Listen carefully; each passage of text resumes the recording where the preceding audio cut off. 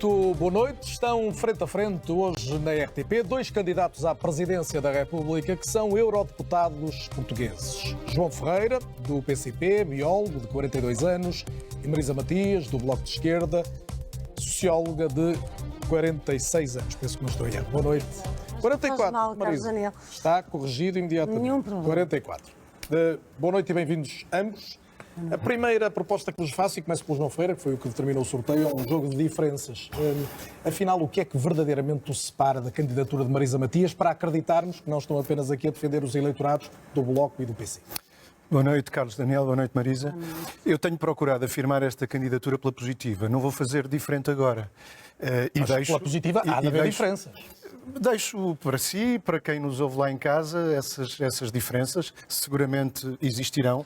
Eu tenho dado uma grande centralidade a um conjunto de questões, das quais emerge com grande importância as questões do trabalho.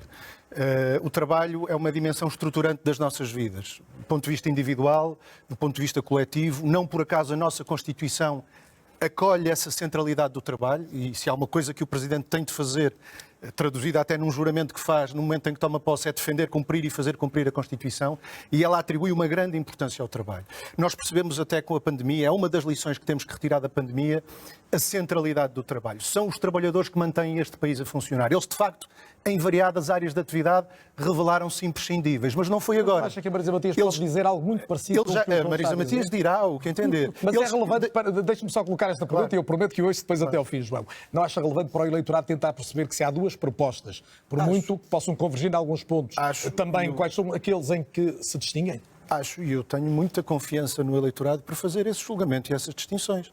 Eu dizia que nesta centralidade que as questões do trabalho adquirem e que se confirmaram com a pandemia que nós estamos a viver, nós percebemos que os trabalhadores são de facto imprescindíveis, foram eles que mantiveram e que mantêm o país a funcionar, mesmo nos momentos de maior aperto. Ora, aquilo que nos é imprescindível tem que ser cuidado, tem que ser valorizado. Isso não tem acontecido em Portugal. Um exemplo em que tenha que ser mais cuidado e mais valorizado, lembrando-lhe eu que quem está no governo é a esquerda e um governo validado pelo Em PCP. duas coisas essenciais. Na valorização dos salários, nós continuamos a ter salários muito baixos em Portugal, e no combate à precariedade. Nós temos, desde logo, uma imensa geração de jovens que a Constituição protege, porque a nossa Constituição tem um artigo inteiramente dedicado à juventude, onde diz que os jovens têm de ter uma proteção especial em variadas situações, e designadamente na procura do primeiro emprego e no trabalho. Ora, os jovens hoje não têm uma proteção especial no acesso ao primeiro emprego nem no trabalho. É o governo, não é o presidente. Os jovens o João Ferreira está aqui a candidatar-se a presidente. Mas eu já tenho dado um exemplo. Quando são feitas alterações às leis laborais, não é o Presidente que faz, e tem razão, foram feitas na Assembleia da República, que sujeitam os jovens, em vez da proteção especial que a Constituição lhes confere, a uma vulnerabilidade especial, desde logo no acesso ao primeiro emprego, que é isso que resulta de um alargamento do período experimental. Qual é a obrigação do Presidente da República que apanha com esta legislação e tem de decidir pela sua promulgação? Do meu ponto de vista, tem que fazer uma avaliação da sua conformidade com a Constituição. E a Constituição que lhe diz que ele tem que garantir, ou que o Estado tem que garantir uma proteção especial aos jovens no acesso ao primeiro emprego, tem que haver, eu acho que numa situação destas só podia haver o julgamento de que aquela legislação o que faz é precisamente o João Ferreira já teve a oportunidade de dizer isso a jovens a uma vulnerabilidade especial. Aliás, eu debateu com ele, disse isso precisamente. Nem sequer foi pedida a fiscalização da inconstitucionalidade, que era um poder que o Presidente da República tem. Há outras questões, em 10 segundos, há outras questões essenciais. De um modo geral, a valorização dos direitos, do acervo de direitos consagrados na Constituição. Mas já vamos a isso. Direito à saúde, vamos cultura, voltar aos serviços públicos e à Constituição, ao ambiente também, que quase não se tem falado nesta campanha e é relevante. Marisa Matias, obviamente a pergunta é muito idêntica para si, mas com mais esta nota, com as vossas candidaturas, e eu juntaria a de Ana Gomes também, porque toca o mesmo universo, vamos dizer, ideológico, a verdade é que a esquerda está, segundo as sondagens, a rondar ali os 20%. Isto significa que as candidaturas estão a falhar na mensagem, perante quase uma hipótese de entronização, para usar uma expressão que também já foi usada, de Marcelo Rebelo de Sousa, ou que a maioria sociológica de esquerda é um mito em Portugal? Bem, não creio que tenha elementos, e sinceramente digo, não creio que tenha elementos para fazer uma afirmação essa ou outra. O que eu sei é que as candidaturas de esquerda representam uma pluralidade importante e interessante nestas eleições e, como disse, acho que essa pluralidade é o que faz todo o sentido em democracia e também é para isso que nos juntamos aqui. Então vamos lá, pluralidade. É capaz de dizer algo diferente do que disse o João Ferreira, por exemplo, em relação às questões laborais? Em relação às questões laborais, não. Aliás, tenho um património de muitas lutas ao longo destes anos e muitas delas que fiz com membros do Partido Comunista, com comunistas e que fiz com gosto, nomeadamente nas questões laborais e em outras. Mas também acho, e de uma questão até para tentarmos perceber essa pluralidade, que não há nenhum mal em que a gente possa também assumir algumas das diferenças. Temos muitas convergências e temos também diferenças, seja elas a nível de política nacional, seja a nível de política internacional. Eu estou há 20 anos na política, digamos assim, de uma forma mais ativa, embora só há 10 anos no Parlamento Europeu, e ao longo destes anos travei muitas lutas em que muitas das vezes ouvi dizer até do lado de representantes do Partido Comunista que a sociedade ainda não estava preparada para elas. E eu acho que estava e acho que é o nosso dever também contribuir para essa preparação. Hoje celebramos, por exemplo, 11 anos do casamento entre pessoas do mesmo sexo, não estivemos do mesmo lado nessa altura, ou em relação à adoção também não, e também reconheço que há outros combates de sociedade, de geração, de mudança da nossa sociedade, como, por exemplo, o fim das touradas, ou a questão, por exemplo, da despenalização das drogas leves, ou questões relacionadas com a despenalização da morte assistida. E um Presidente da República pode ter uma ação importante a esse nível? Claro que sim. Ou questões relacionadas com a paridade entre homens e mulheres nas listas eleitorais. Enfim, há várias questões, e mesmo uma das questões que o João referiu, a questão do clima e do combate às alterações climáticas, também nós temos tido posições diferentes, por exemplo, no que diz respeito ao facto de não ter havido por parte do Partido Comunista uma proibição da exploração dos recursos fósseis, chamemos-lhe assim, no Algarve, o facto de também termos posições ligeiramente ou relativamente diferentes em relação ao nuclear, e uma maior ambiguidade a esse respeito por parte do Partido Comunista. Portanto, o que eu quero dizer com isto é que eu acho que nós temos feito e faremos, obviamente, creio eu, combates comuns e assim o faremos, mas a verdade é que também temos pontos que nos distinguem e esses pontos são pontos que são importantes. E para responder à sua questão, peço desculpa só para terminar, são pontos que são realmente importantes, porque eu creio que, estando nós os dois a concorrer a um cargo como a Presidência da República, é importante que as pessoas saibam o que pensamos, o que defendemos e na forma como nos encontramos em relação a várias questões. Correndo o risco de ser simplista, mas o João fará o favor de estruturar a sua resposta a partir desta minha sugestão. A Marisa traçou aqui uma linha divisória entre uma dimensão mais progressista ao nível das mentalidades por parte do Bloco e uma visão mais conservadora do PCP. Como é que responde? Eu acho que existirão diferenças, acho que também não vale a pena inventá-las. Ou seja, não inventei eu regozijo-me com essa conquista enorme que foi alcançada há 11 anos. O casamento entre pessoas. Exatamente, na qual que foi apoiado pelo PCP. Aliás, essa foi uma luta longa, e a Marisa sabe disso, que foi iniciada primeiro com o reconhecimento das uniões de facto, por iniciativa precisamente do PCP, iniciativa legislativa do PCP. É uma luta que teve esse momento importantíssimo há 11 anos, no qual tivemos do mesmo lado, portanto, é aí que eu digo que não vale a pena cavar diferenças onde elas não existem. Tivemos do mesmo lado quando se tratou de alargar o direito à adoção também a esses casais. Tivemos do mesmo lado quando se tratou de garantir o acesso à procriação medicamente assistida e até num passo recente que muito valorizo, no que toca ao direito de autodeterminação da identidade de género. Tivemos do mesmo lado e eu acho que estaremos seguramente do mesmo lado, não apenas nas conquistas que estão para trás, mas sobretudo naquelas que faltam ainda, que faltam ainda travar. E, portanto, é aí que eu digo que não vale a pena cavar diferenças onde elas não existem. Acho que há, de facto, sobre algumas matérias, apesar de haver uma convergência na preocupação, eventualmente diferenças de perspectiva. Eu tendo a encarar as questões ambientais, às quais atribuo uma enorme importância, mas com uma grande transversalidade. Ou seja, custa-me um bocadinho aquilo que vejo hoje, e não digo evidentemente que seja isso que faz a Marisa Matias, mas tendo a ver as questões climáticas e ambientais num sentido mais geral, a serem usadas um pouco como a bandeirinha de propaganda ou o emblema que dá jeito de usar em algumas campanhas, quando a minha preocupação é, desde há muito tempo, a necessidade de termos uma consideração e uma integração perfeitamente transversal num conjunto de políticas. Nós não podemos hoje discutir as questões ambientais. Então vamos evitar que seja uma questão geral, separadas, questões económicas, sociais, colocar uma questão muito concreta que é muito recente em Portugal, que é a questão do encerramento da refinaria da Galp em Matosinhos. O que temos, e temos palavras mágicas nos últimos tempos, todos preocupados com elas, a descarbonização, a transição energética, a proteção do ambiente. A verdade é que temos uma refinaria que vai ser encerrada depois de, ao longo de algumas décadas, libertar dióxido de carbono, metais pesados para a atmosfera, alguns deles muito perigosos para a saúde pública, descargas poluentes no mar de Lessa da Palmeira, que fica mesmo ali em frente, e depois o que vemos é tanto o Bloco como o PCP condenarem à partida, como se tudo se resumisse a um combate laboral entre um grande grupo económico e um grupo de trabalhadores que, obviamente, poderão sofrer com esta decisão. É mais do que isso, deixa-me explicar. Nós precisamos... Mas então o ambiente aí deixa de ser o fator mais relevante? Não deixa, e já lhe explico porquê. Nós precisamos de encarar a necessidade de uma transição energética que garanta um muito maior nível de aprovisionamento a partir de fontes renováveis do que aquele que temos, e o nosso país tem condições para isso. Mas então interromper uma refinação de petróleo, é isso? Eu estou a falar ainda na produção de energia elétrica. Genericamente. Nós não vamos, os combustíveis, nós dependemos dos combustíveis hoje muito mais do que em função de razões energéticas, embora também dependemos aí. Nós não vamos terminar, por muito que gostaríamos, a nossa dependência face a combustíveis refinados não vai acabar breve.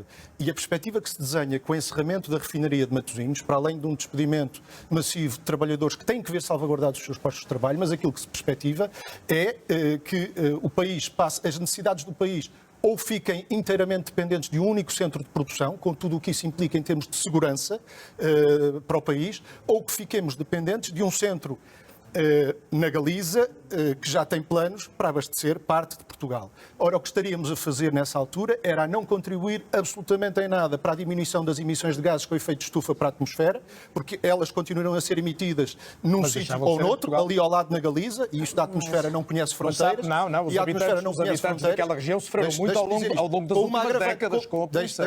Mas eu vou aí. Com uma agravante. Eu estou a falar... Genericamente, nós temos do planeta é um estamos a falar. Estou a falar de emissões de gases com efeito de estufa para a atmosfera. Aquilo que, vulgarmente... Isso acontecerá na mesma, não acontece ali? Nós associamos às alterações climáticas. Isso acontecerá na mesma, com a agravante de que, fruto do transporte que passa a ter que ser feito, temos as emissões associadas a esse transporte também. Agora, mantinha-se a produção? Não, é possível e é necessário até, e os trabalhadores, tanto quanto eu sei, e é uma realidade que acompanho, há muitos anos que eles próprios vêm fazendo, até porque muitos deles são habitantes daquela região, como sabe. Aliás, o Carlos Daniel conhece bem aquela situação. E eu acompanho a situação também de perto, já fiz visitas àquela refinaria e sei que os trabalhadores são os primeiros a reclamar a adoção de tecnologias que mitiguem os efeitos da poluição. E há também um fundo para a transição justa europeu, que conhece melhor pode que ser usado, pode ser usado para, precisamente, compensar também a situação para mitigar esse tipo, mas para mitigar os impactos ambientais. Recusa a ideia que a leitura foi simplista e foi transformada apenas numa questão laboral, quando é muito mais que isso. É mais do que isso. Tem que ver com questões laborais, seguramente, mas tem que ver também, em última instância, com questões ambientais, tem que ver com questões de segurança do aprovisionamento de uma matéria-prima essencial, da qual o país, infelizmente, não vai deixar de necessitar de hoje para amanhã, e não é apenas por razões energéticas, por um conjunto de outras razões. Nós não vamos, infelizmente, deixar de utilizar refinados no imediato. Temos que dar passos seguros para a descarbonização, senão nunca mais. Temos que dar, e eu comecei por aí, temos que assegurar uma muito maior incorporação de energias renováveis na satisfação das nossas necessidades. Marisa Matias, a pergunta também para si, porque vi um tweet seu, e nos transportes também a condenar o encerramento da refinaria, e tal como o Partido Comunista fez alguns processos de intenção, o Bloco de Esquerda, em relação ao que a empresa pretende. Li numa declaração do Partido Comunista que podia haver interesses imobiliários, li o Bloco de Esquerda e não quero falhar, portanto vou ler a frase: um aumento da rentabilidade acionista da Galp é o que mobiliza a administração. Avançar logo para este processo de intenção sem olhar primeiro à questão ambiental não é errado? Não, eu aqui partilho muito o que foi dito pelo João Ferreira. Não é errado e respondo-lhe de forma muito simples. É que, na realidade, a questão da descarbonização, até a prova em contrário, neste caso, é usada como um slogan vazio. E nós precisamos mesmo de fazer a transição energética, precisamos mesmo de fazer a descarbonização neste país. O que não se pode é usar uma bandeira... Um passo? Não, um passo que não reduz até em nenhum momento, porque as fórmulas... Não. As fórmulas que estão a ser encontradas são fórmulas que não reduzem o fardo ambiental, o fardo das emissões em nenhuma dimensão. E, portanto, eu estou disponível, muito disponível para discutir projetos reais e concretos de descarbonização energética, mas projetos que venham acompanhados das medidas efetivas para que essa transição... No ano passado houve uma descarga poluente grave, no ano passado, já foi 2019, já estamos em 2021, no Mar de Lessa da Palmeira, e por um erro... Carlos Daniel, eu não tenho... Da fábrica que acontece, mas aquilo é um risco, está ali também é um risco. Com certeza, e nós temos tantos setores, mas tantos em Portugal, em que temos mesmo que fazer essa transição, e temos tantas áreas de atividade que temos que fazer a reconversão energética, de maneira a, de facto, ter um verdadeiro combate às alterações climáticas e ter uma política mesmo para a economia, para a sociedade, que permita reconverter postos de trabalho, ter novos tipos de especialidades que nos ajudem a fazer essa transição. O que nós não podemos, acho eu, é que sob a capa de uma grande medida de combate às alterações climáticas, não estudarmos o que está verdadeiramente em causa. E eu não encontro nada neste projeto que nos permita, de facto, dizer que há aqui um esforço de reconversão ambiental. Mas tenho confiança que a gente possa fazer esse caminho em Portugal e quero acreditar que o podemos fazer. Agora, não é, de facto, sobre capas vazias que, na realidade, não nos dão nenhuma garantia de que isso vai acontecer. Mas também não pode ser recusando à partida antes de ter toda essa informação. Carlos Daniel, é o que eu estou a dizer, mas avance os projetos, avance as propostas, perceba-se o que é que está em causa. Nós não estamos a falar de uma empresa em dificuldades, a Galp, estamos a falar de uma empresa que distribui dividendos e continua a distribuir ao mesmo tempo que está a despedir ou procurar despedir tantos trabalhadores numa situação de crise pandémica. É disso que estamos a falar e, portanto, não estamos a falar, digamos assim, de uma parte idónea, cheia de boas intenções e que o ónus tem que ser colocado sobre nós. Não, o ónus tem que ser colocado sobre eles e tem que ser colocado de tal maneira que a gente perceba que quando é para falar de transição energética, descarbonização, é sério. Devemos ter outras oportunidades para isso. Estamos a tocar temas importantes e alguns que ainda não tinham sido abordados nesta campanha eleitoral ou nestes debates, que é a campanha só completar formalmente, se for muito rápido, João, quer introduzir outro tema e já passou Daniel referiu aí, e é verdade, qualquer unidade industrial, infelizmente, tem poluição associada. E é um risco. Mas é uma chatice nós não podermos prescindir de unidades industriais. Aquilo que temos que fazer é garantir que temos sempre as melhores tecnologias disponíveis em cada momento, associadas a essas unidades industriais para minimizar o impacto, nomeadamente na poluição. E isto é uma coisa que, ao contrário do que possa parecer à primeira vista, até diz muito à intervenção do Presidente da República. Também podem porque a Constituição, veja lá, conserva essa atualidade tremenda, que tem um artigo também dedicado ao ambiente, onde diz que se devem evitar todas as formas de poluição e o Presidente, se quiser mesmo defendê-la e fazê-la cumprir, tem que ter estas questões em atenção. Vou lançar outro tema que vos é caro, que é o Serviço Nacional de Saúde. É, de resto, uma bandeira de qualquer dos dois, quer pela questão da lei de bases, que a Marisa cita muitas vezes, de António Arnaud e João Semedo, quer pela questão da Constituição, que o João Ferreira tem citado também. A verdade é que o Estado já absorve, Marisa, começa por si desta vez, mais ou menos metade da receita anual que o país consegue produzir, metade do PIB. Os portugueses estão carregados de impostos, estaremos todos de acordo em relação a isso. O SNS custava 6 mil milhões no início do século, custa mais ou menos o dobro nesta altura. É um poço sem fundo, prevendo nós o que vai ser a evolução demográfica do país, mais gente idosa, mais gente doente, ou como é que se resolve isto? É sempre a colocar dinheiro? Não, o SNS é o pilar da democracia em Portugal, é a maior conquista da democracia. O que nós temos que olhar para a despesa em saúde e para a forma como ela é efetuada em Portugal é perceber para onde é que ela vai e não ignorar que uma fatia muito significativa do que pagamos em impostos e do que vai para os cofres do Estado é gasta nos privados, nas parcerias público-privadas. É 41% do orçamento da saúde que vai diretamente para os privados. Mas muito para medicamentos, como sabe, muito para as farmácias. Não há nada que não diga que não possamos traduzir essas competências para o Serviço Nacional de Saúde a custos muito mais reduzidos e reforçando assim o Serviço Nacional de Saúde e reforçando assim aquilo que é o desígnio que está inscrito na Lei de Bases de Saúde, que eu defendo, sim, que foi defendida e promovida por António Arnaud e João Semedo. Agora, deixe-me dizer-lhe outra coisa a este respeito. Eu creio que nós estamos a fazer pouco em relação àquilo que necessitamos. Ainda tínhamos que gastar mais, é isso? Precisamos de investir mais, precisamos sobretudo de repensar o Serviço Nacional de Saúde e repensá-lo num contexto que responda até a necessidades que são cada vez mais atuais e prementes. Um Serviço Nacional de Saúde que esteja mais presente em todo o território, que possa chegar às populações que estão mais abandonadas. Penso, por exemplo, em tanta população envelhecida neste país que está abandonada e que precisa desse serviço de proximidade. E o que eu tenho pena verdadeiramente, é que nós não tínhamos usado esta situação, que podia ter sido uma oportunidade para reforçar o Serviço Nacional de Saúde, esta situação de crise pandémica que estamos a viver, para suprir já dificuldades que temos identificadas e que podemos resolver. Porque eu acredito que se toda a esquerda tivesse sido muito mais firme, nós poderíamos ter já resolvido agora e neste momento um problema tão grave do Serviço Nacional de Saúde, ou seja, como é a questão da contratação exclusiva. Se o PCP tivesse exclusiva. feito fica-pé como o Bloco de Esquerda, podíamos ter tido mais conquistas. Estou a ler bem? Estou a dizer que se a esquerda tivesse sido, toda a esquerda tivesse sido mais firme, nós teríamos Mas o Bloco condições... chumbou o orçamento, portanto foi firme. Em relação aos partidos e às posições dos partidos no Parlamento, em relação ao orçamento... Mas a invocação, a razão invocada pelo Bloco foi a questão da saúde e da não contratação. Foi a questão da saúde e foi a questão das leis laborais da Troika. Porque eu acho, e volto a dizer, então, em relação a essas duas dimensões, repito, se toda a esquerda tivesse sido firme, nós poderíamos estar já neste ciclo, por um lado, não só com o problema da exclusividade das contratações dos profissionais resolvidos, como podia estar também... Para ser claro lá para casa, quem é que não foi firme? As pessoas conhecem as posições dos partidos. Deixa-me só concluir a ideia, eu já esclareci. As pessoas conhecem as posições dos partidos em relação ao orçamento, mas não só estaríamos numa situação em que podíamos ter esse problema gravíssimo resolvido. Nos próximos 3 anos, são 2.800 profissionais de saúde que se vão reformar. Nós precisamos desses quadros, estão a ser absolutamente sobrecarregados e nós não podemos olhar para o lado em relação a isto. Em relação às leis laborais da Troika, se tivéssemos sido mais firmes, isso já não temos tempo, Marisa. Há uma pergunta que eu tenho que lhe fazer, que mas deixa-me só, são 2 segundos. 2 ouvintes, vá lá. Escusávamos de estar a responder a esta crise ainda com as leis laborais de Passos Coelho e da Troika, porque as pessoas que estão a ser afetadas e atingidas por estas leis percebem perfeitamente, responda-me esta pergunta, que é provavelmente o que muitos eleitores estão a fazer em casa, embora muitos possam concordar consigo também. Como é que se paga é que a vida vai mostrar. A pergunta mais simples é que as pessoas fazem, que é: sim, senhor, todos concordamos que há lacunas no Serviço Nacional de Saúde, que é preciso mais equipamentos, mais profissionais, em muitas áreas, poderá haver alguns a mais noutras, enfim, não é a discussão agora. Mas é preciso pagar isso. Ora, o Estado já cobra muito aos portugueses.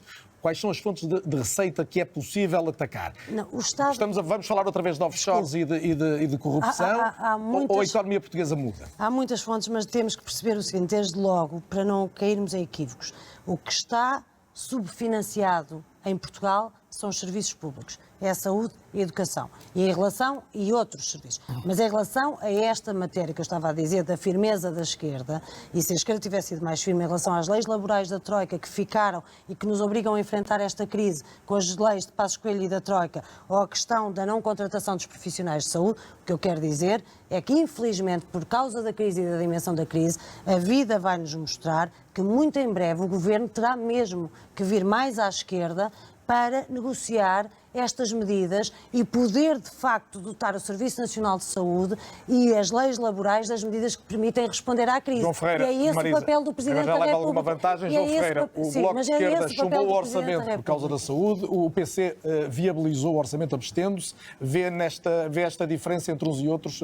Em primeiro lugar, nós temos razões em Portugal para nos orgulharmos do Serviço Nacional de Saúde. Como é evidente. O nosso Serviço Nacional de Saúde foi, durante bastante tempo, um dos melhores serviços nacionais de saúde do mundo. Nós temos razões para nos orgulhar. Claro. A resposta que estamos a conseguir dar em pandemia é um motivo de orgulho, apesar de todas as dificuldades. Sem dúvida. E é preciso ter em conta que, a dado passo, este instrumento importantíssimo de que todos nos devemos orgulhar, o Serviço Nacional de Saúde, começou a ser alvo de desinvestimento. Repare, não há negócio. A nossa Constituição diz que o direito à saúde dos portugueses se assegura através de um Serviço Nacional de Saúde público, geral, universal, tendencialmente gratuito, que assegura a cobertura equilibrada do território. Se isto for assim, não há espaço para o negócio da doença. Não vai em 12 mil milhões? Essa é uma pergunta. Essa é outra questão que eu lhe quero dizer. Mas é importante. No quadro comparativo com outros países, com os quais habitualmente estabelecemos comparação, ele não tem um fardo que nos situe lá para cima. Os nossos comparamos com outros países, em termos relativos, sim, olhando claro, para os recursos do relativos PIB, para cada um. Portanto, essa ideia que vai muito mais para o Serviço Nacional de Saúde do que vão noutros países, não é verdade, pelo menos se nos comparamos com países que tenham indicadores de saúde razoáveis ou comparáveis com os nossos também. E, portanto, essa ideia não corresponde deixa à realidade. de ter de se pagar. Agora, eu acho que há aqui um caminho importante que a dado passo começa a ser feito, que é o do desinvestimento. Esse caminho de desinvestimento no Serviço Nacional de Saúde serviu para abrir caminho ao negócio da doença, mas não diminuiu o que o Estado gasta com a saúde. Pelo contrário, porque nós passamos a ter que suportar os custos inerentes a um Serviço Nacional de Saúde e passamos a suportar, financiar também muito do que é o lucro desses grupos. E nos últimos 5 que fazem anos, negócio na área da doença. isso não foi corrigido porquê? Pergunta bem, eu acho que deveria ter sido corrigido. Ou seja, eu acho viabilizou o governo ao longo dos últimos 5 anos. Eu acho que validou 5 orçamentos. Eu acho que devíamos seguir um caminho de progressiva concentração dos recursos públicos, preferencialmente no Serviço Nacional de Saúde, ou fundamentalmente no Serviço Nacional de Saúde, porque não devem ser os recursos públicos a sustentar negócios privados. Como sabe, muitos grupos económicos só se mantêm que fazem negócio na área da saúde, só se mantêm à conta do dinheiro que o Estado lá mete. Também sabe, e o Carlos Daniel sabe disso também, que no momento em que se procurou dar um passo com a Lei de Bases da Saúde, no sentido de dar uma maior preponderância ao Serviço Nacional de Saúde e cortar um bocadinho com esse caminho, esse progressivo caminho de abrir campo aos privados, tivemos um Presidente da República que se meteu ao caminho. E a outra das acusações que lhe faz... Atenção não, que isto não deve ser assim. Outra questão muito importante, orçamento. Só para concluir agora... Eu valorizo muito e reconheço insuficiências na resposta do orçamento. Já o disse várias vezes. Agora, eu valorizo muito aqueles que não desistem a meio de nenhum combate. E valorizo que tenha sido possível, por intervenção, nomeadamente do PCP, incluir no Orçamento de Estado investimento no Serviço Nacional de Saúde, em contratação de mais profissionais, em contratação de mais meios e equipamentos, na construção de infraestruturas, algumas delas aguardadas há muito tempo, hospitais públicos. Eu valorizo muito que tenha sido possível incluir essas verbas. Dirá, não foi suficiente.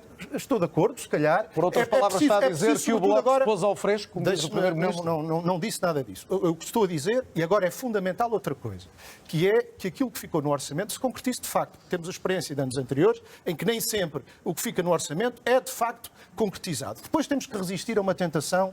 Está com muita vantagem, tem que concluir mesmo. Vou concluir, mas como foi falado aí nas questões laborais e da Troika, temos que resistir a uma tentação, que é resumir a ação política e a ação governativa ao Orçamento de Estado. Há muita coisa, há muita luta para travar fora do Orçamento de Estado. Mas já que colocou a nota do Orçamento de Estado... O problema da legislação laboral, infelizmente, não é só aquilo que veio da Troika. Deixe-me perguntar à Marisa Matias... Os problemas começaram antes da Troika. Não podemos voltar agora a essa questão. Às legislações João Ferreira, não podemos voltar a essa questão. A Marisa Matias... E eu conheço bem os seus efeitos. Não só está em desvantagem, como temos 4 minutos até ao fim do debate. Marisa, uma das questões que se tem colocado, embora as sondagens em relação aos dois sejam diversas e com posicionamentos relativos diferentes, é de que pode estar a ser prejudicada precisamente porque o Bloco não viabilizou o orçamento e ainda agora houve uma crítica implícita do João Ferreira que vai um pouco na linha da ideia de que, perante a dificuldade, o Bloco desertou de apoiar o Governo. O Carlos considerou uma crítica. Bem, deixe-me dizer-lhe que eu, tal como o João Ferreira, também não gosto nada de quem desiste, nem a meio nem no fim.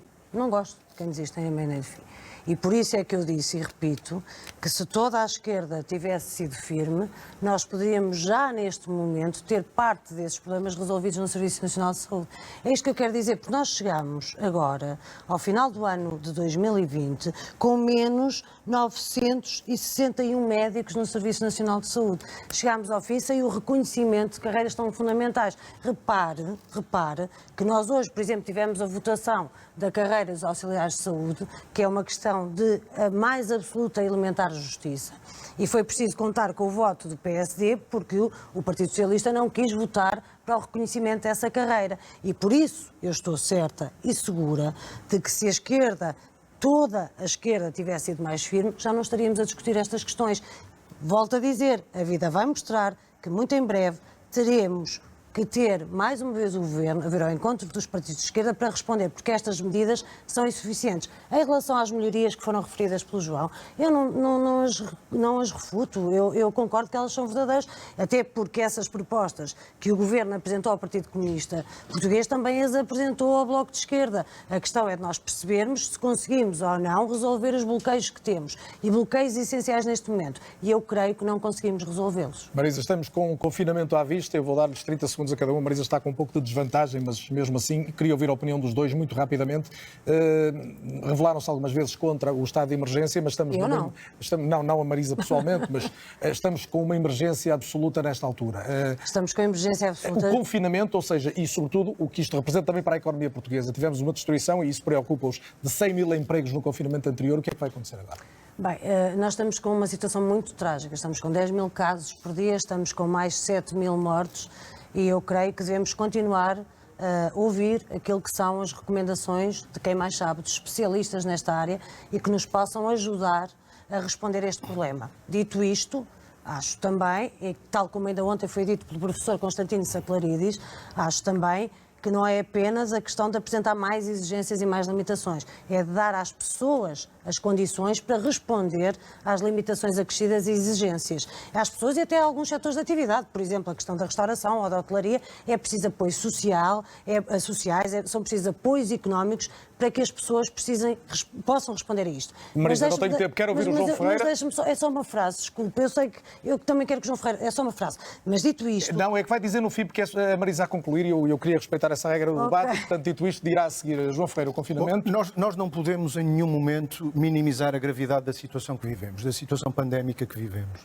E temos que adotar medidas nas várias frentes da vida nacional para proteger a saúde das pessoas. Algumas dessas medidas tardam em ser implementadas, não têm ainda de ser implementadas. Mas no imediato, o Presidente da República está a ouvir os partidos. O que é que o Presidente da República nesta altura pensaria? Há muitos locais de trabalho por este país fora, eu tenho visitado inúmeras empresas nestes últimos meses, onde ainda não são adotadas as medidas básicas de proteção da saúde dos trabalhadores. Em maio, até enfrentando algumas incompreensões na sequência do último confinamento, nós tivemos trabalhadores a dizer atenção, para além de uma série de abusos que estão a ser cometidos, é a nossa saúde que está em risco. E dito também. isto, Marisa, os últimos 30 segundos mesmo para si, não tenho mais tempo nenhum. João, não tenho mesmo tempo, temos que acabar. Eu estive lá em maio junto desses trabalhadores e percebo a importância de se adotarem essas medidas de proteção e em muitos outros níveis. Estamos numa emergência agora, Marisa, final. Bem, dito isto, o que eu estava a dizer é que eu compreendo essas insuficiências todas, também ao nível do Serviço Nacional de Saúde, e luto por elas, mas também compreendo e acho que temos a obrigação de reduzir os contágios. Como disse, são 10 mil pessoas perdidas neste momento. E para reduzir esses contágios, eu não percebo e compreendo, e digo que não compreendo como é que se pode votar contra essas medidas que nos podem ajudar a reduzir os contágios e, ao mesmo tempo, pedir às pessoas que reduzam os seus contactos sociais. E eu acho que as duas coisas têm que andar e temos que estar mão na mão. E por isso eu sempre defendi que o estado de emergência era a forma de responder. Obviamente não é suficiente. É preciso medidas e apoios sociais e económicos para ajudar a que as pessoas possam cumpri-lo. Marisa Matias, João Ferreira, boa noite. Muito obrigado pela presença na RTP. Eu volto na RTP3 às 22h45 para o debate entre Tiago Maian Gonçalves e Vitorino Silva. Da minha parte, boa noite aqui na RTP1. Há um debate amanhã que também não deixo de sublinhar desde já essa importância. 9 da noite entre Marcelo Rebelo de Sousa e Ana Gomes. Até lá.